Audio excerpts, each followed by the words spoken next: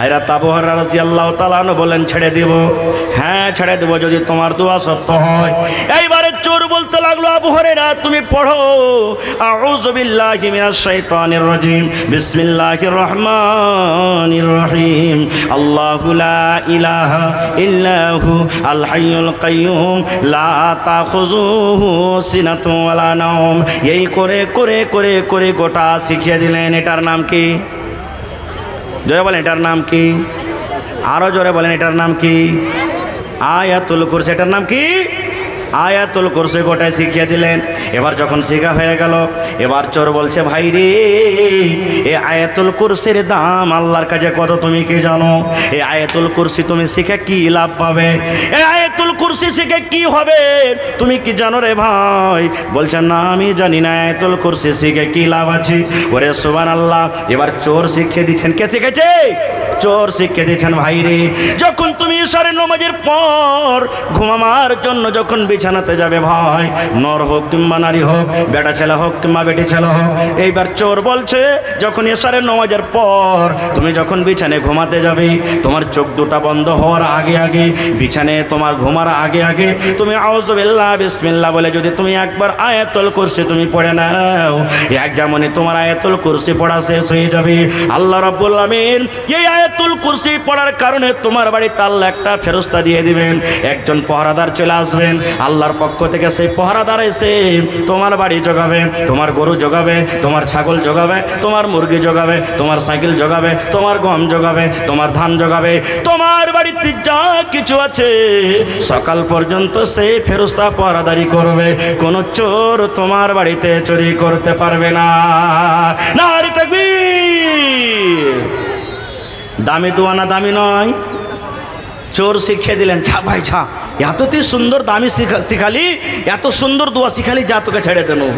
ঠিক সকাল হয়েছে, নবীজি বললেন, আবু হুরায়রা চোর কি আসেনি? জি হুজুর চোর এসেছিল, কিন্তু আমি তাকে ছেড়ে দিলাম। কেন? আমাকে একটা দোয়া শিখালছে, যার কারণে আমি ছেড়ে দিয়েছি। কি দোয়া? এবার আবু হুরায়রা রাদিয়াল্লাহু তাআলা আনহু নবীর সামনে পড়ে দিলেন, আউযু বিল্লাহ বিসমিল্লাহ থেকে শুরু করে আল্লাহু লা ইলাহা ইল্লাহু আল হাইয়ুল কাইয়ুম লা তাখুযুহু সিনাতুন ওয়ালা নাওম। করে করে করে গোটা আয়াতুল কুরসি শিখিয়ে দিলেন। এবার নবী বললেন, কি বলেছে চোর? বলছেন, ইয়া রাসূলুল্লাহ চোর এই কথা বলেছেন আল্লাহর নবী গো, যখন তুমি ইশারের নামাজের পর বাড়িতে ঘুমাতে যাবে, বালিশে মাথা দেওয়ার আগে, বিছানায় ঘুমার আগে আগে তুমি যদি একবার আয়াতুল কুরসি পাঠ করে নাও, আল্লাহ রাব্বুল আলামিনের পক্ষ থেকে তোমার বাড়িতে একজন পহরাদার ফেরেশতা চলে আসবেন।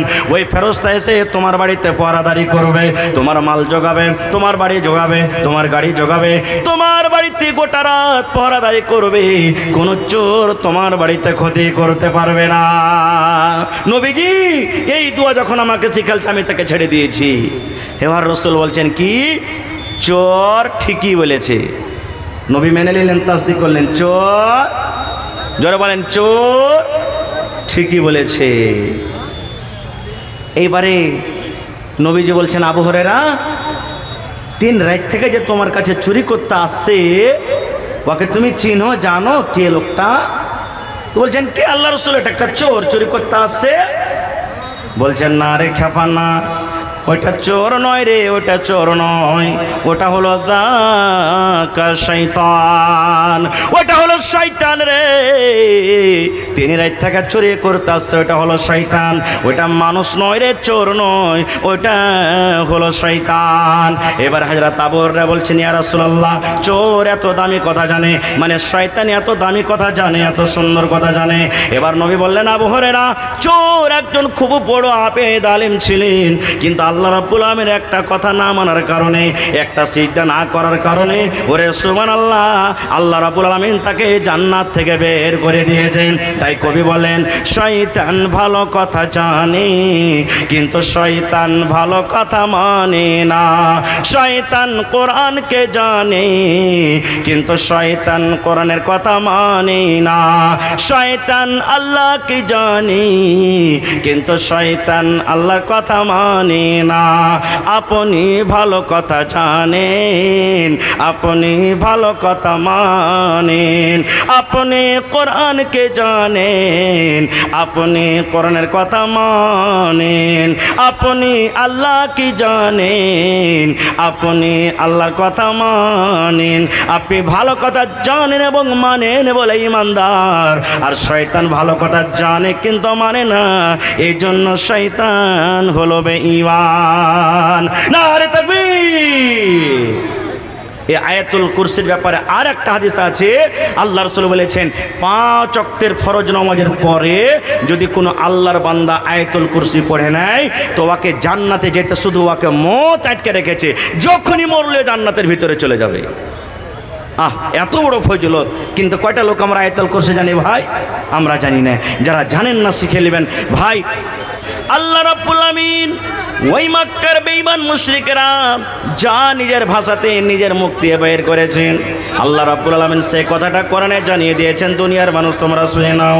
ওয়াকালাল্লাযীনা কাফারু, কাফের বেঈমান মুশরিকরা বলতে লাগলো যে দুনিয়ার মানুষ, এই মক্কার লোকেরা তোমরা শোনো, লা তাসমাউ লিহাযাল কুরআন, খবরদার এই কোরআন তোমরা শুনবে না। এই কোরআনের আওয়াজ যেন তোমাদের কানে না যায়, এই কোরআন তোমরা খবরদার শুনবে না। ওয়ালগাও, তোমরা কি করবে? তোমরা হো হাল্লা করবে, তোমরা চিৎকার করবে। যখন মুহাম্মদ নামে ছেলেটা কোরআন পড়বে তখন তার সামনে তোমরা চিল্লাবে, সিটি মারবে, আওয়াজ করবে, শোর মাচিয়ে দিবে।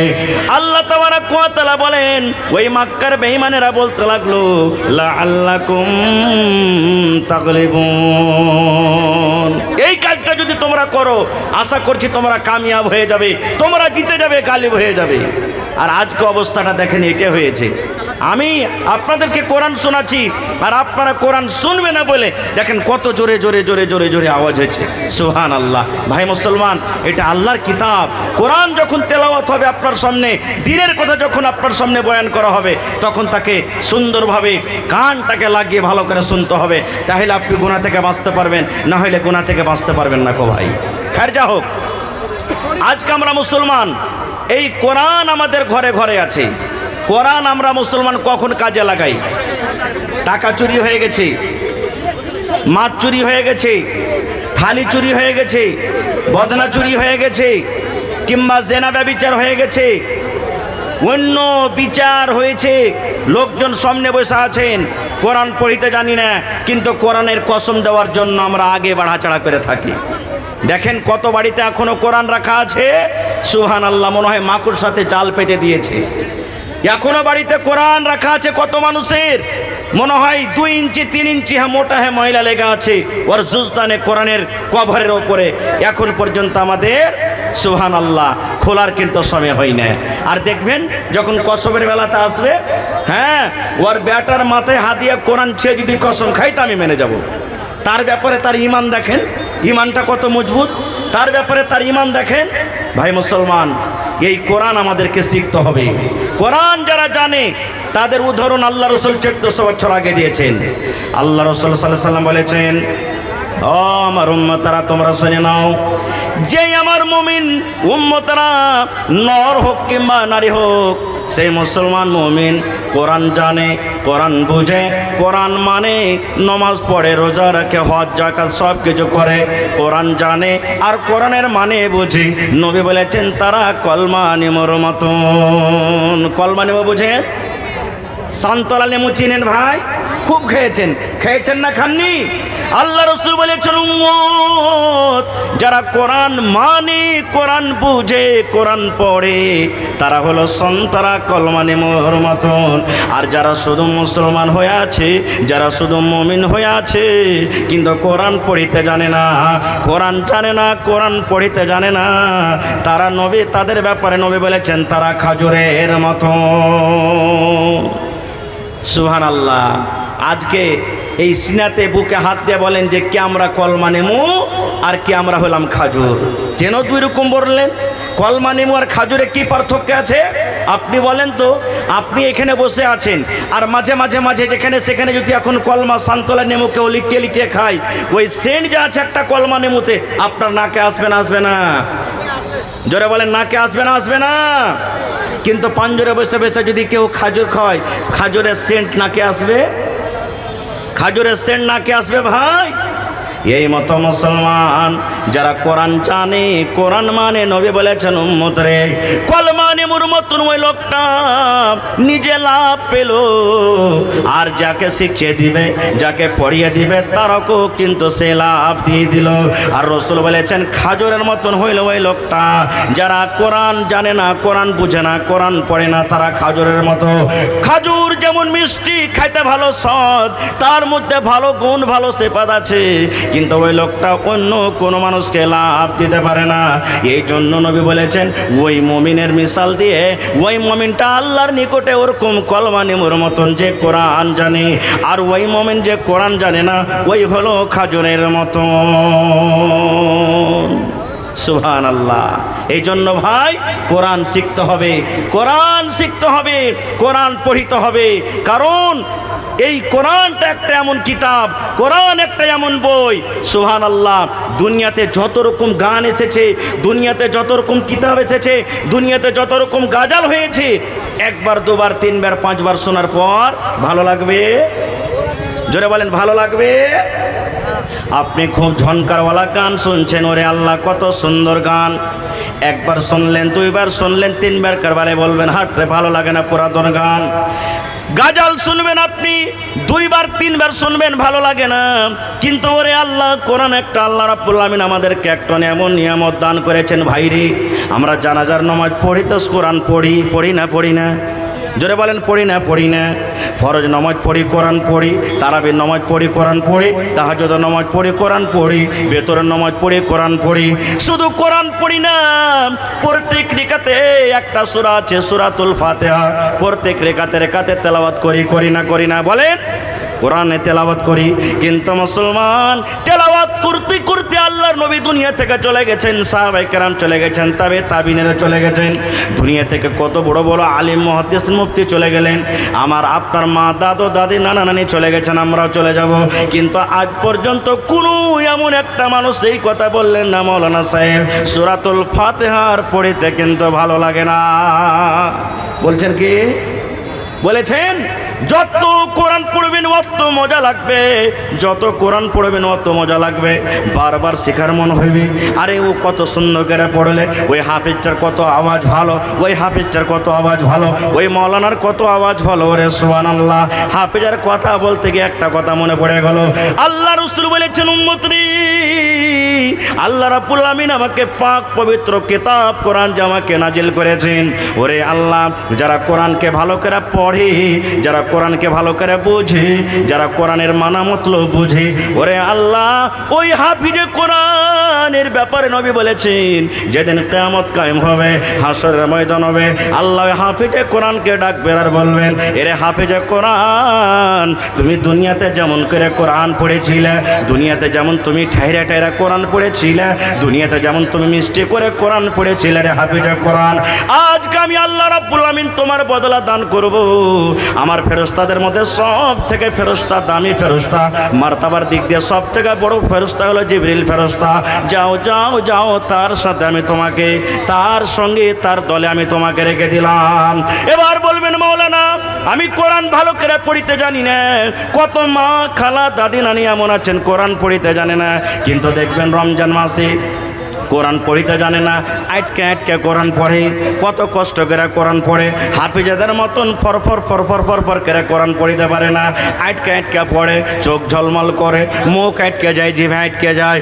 এই মতো লোকের ব্যাপারে নবী বলেছেন উম্মত রে, যারা কোরআন আটকে আটকে পড়ে, পড়িতে পারে না, তবে চেষ্টা করে পড়বো নাকি পাবো। আল্লাহ রাসূল বলেছেন ওই সমস্ত মানুষের জন্য নর হোক কে মানারি হোক, তাদের নেকি নবী বলেছেন আজরান, তাদের নেকি হলো ডাবল নেকি। নারে তাকবীর। যারা কোরআনের হাফিজ, কোরআন ভালো করে পড়িতে জানে, মানে মতলব বুঝে আমল করে, তারা কিয়ামতের দিন বুজুর্গ ফেরেশতার সাথে আল্লাহ তারাকে রাখবেন। আর যারা কোরআন পড়িতে জানছে কিন্তু ভালো করে জানে না, আটকে আটকে জানছে। হাফিজরা হয়তো 1 ঘন্টাতে 2 পারা 3 পারা পড়বে, আর যারা এমনি মানুষ আছে 1 ঘন্টাতে হয়তো 2 পাতা 3 পাতায় তাদের পড়া হবে। ওই লোকেদের ব্যাপারে আল্লাহ রসুল বলেছেন তারা নেকি ডাবল পাবে। এক তো পড়ার নেকি, আর এক চেষ্টা করার নেকি। যারা চেষ্টা করছে যে আমি পড়বো নেকি পাবো, এই চেষ্টা করার জন্য আল্লাহ তাবারাক ওয়া তাআলা তাকে ডাবল নেকি দান করবেন। ভাই আমার, আল্লাহর নবী একদিন বসে আছেন, কার সাথে? হযরত জিবরিল ফেরেশতার সাথে গল্প করছেন। হঠাৎ করে একটা ধমকের আওয়াজ এলো, একটা অন্য ধরনের আওয়াজ এলো। আর বসে আছেন কে? নবী মুহাম্মদ সাল্লাল্লাহু আলাইহি সাল্লাম আর জিবরিল ফেরেশতা দুজন গল্প করছেন। আওয়াজ যখন এলো, জিবরিল ফেরেশতা আসমানের দিকে মাথাটাকে উঁচা করে দেখতে লাগলেন যে আওয়াজটা কোথা থেকে এলো, কী কারণে এলো।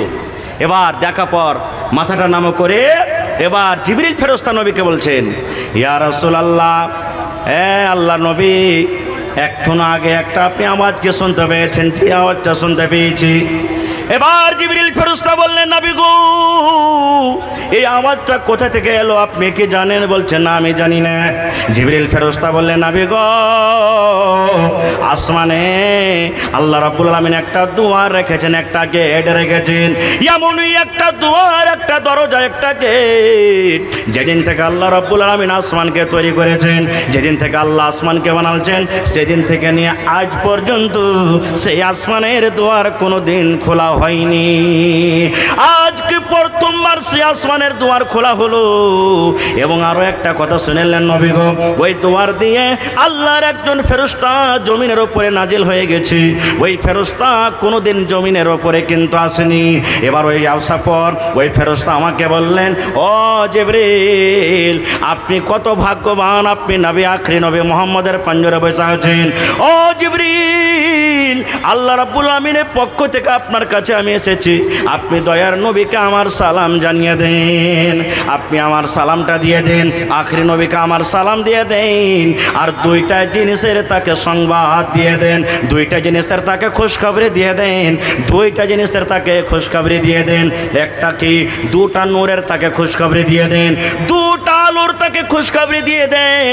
একটা কোরআনের মধ্যে একটা নূর হলো সূরাতুল ফাতিহা। আলহামদুলিল্লাহি রাব্বিল আলামিন, যাকে আমরা তেলাওয়াত করি সূরাতুল ফাতিহা, একটা নূর বলা হয়েছে। এবং ওই ফেরেশতা বলছেন, জিবরিল, আপনি নবীকে বলে দেন 2 নম্বর খুশখবরি হলো সূরাতুল বাকারাতে একটা আয়াত আছে কোরআনের শেষ দিকে।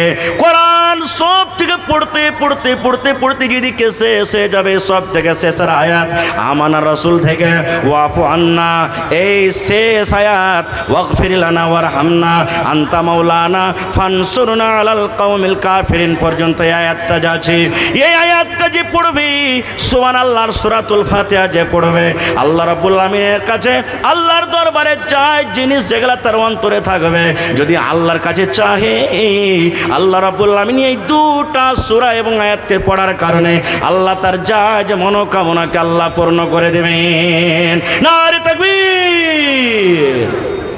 একটা সূরাতুল ফাতিহা আর একটা হলো কি শেষ সূরাতুল বাকারার শেষ আয়াত। এই 2টা জিনিস যদি আপনি পড়েন আর আপনার মনের আকাঙ্ক্ষা যদি হয়, আল্লাহ আমার ছেলে হয় না, রব্বুল আমিন তুমি আমাকে সন্তান দান করো, আল্লাহ হয়তো আপনার পরে দয়া করবে, আল্লাহ আপনাকে সন্তান দান করবেন। আপনি গরিব মানুষ, আল্লাহকে যদি বলেন, মাবুদ রে, আমি এই সূরা পড়লাম, আল্লাহ নামাজ রোজা যা কিছু করার আমি করছি, সাথে সাথে আমি এই সূরা এবং সূরাতুল বাকারার শেষ আয়াতটা আমি পড়ছি, আল্লাহ তুমি আমাকে মাল দাও, আল্লাহ হয়তো আপনার দোয়া কবুল করবেন। আপনি মুসিবতে পড়ে আছেন, আপনি পেরেশানিতে পড়ে আছেন, আপনি এই দোয়া পড়বেন, এই সূরা এবং আয়াতটা পড়বেন, আল্লাহ রাব্বুল আমিন আপনার মুসিবত আল্লাহ দূর করে দেবেন।